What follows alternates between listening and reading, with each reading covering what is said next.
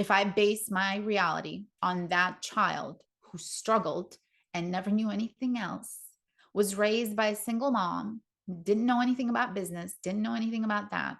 If I just believed that that's all that my life is going to be, that's what it would have been. Somehow that fire inside me, every time I went to sleep, I'm like, I'm going to be somewhere else. There's going to be, it's like I was like tuning into like the energy. I know there's better life.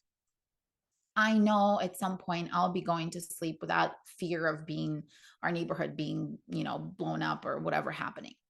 I know I'm going to have good food.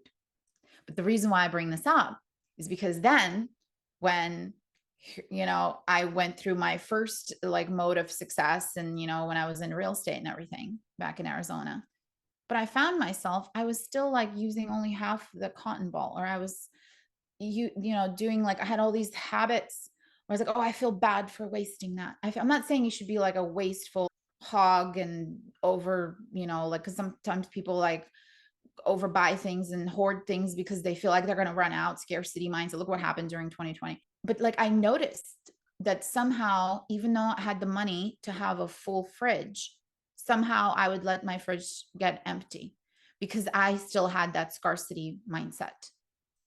And I realized like I'm repeating that pattern. So just like, some of you I've spoken with, I'll use one example. You had a very controlling parent.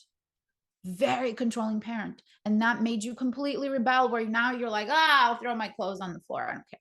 No one can tell me what to do. So all these patterns you're going to start to pick up, and don't get overwhelmed. We're going to do it one at a time. It doesn't matter. You're perfect just the way you are. And because you're perfect just the way you are open to understanding that all parts of you are perfect, even the ones that seem negative. But be thankful for that, because you know what? You can change it. And you know what? You can change your mind on changing it. And then maybe 2 days later, you change it. No one's forcing you to do anything. But at the same time, I need you to go,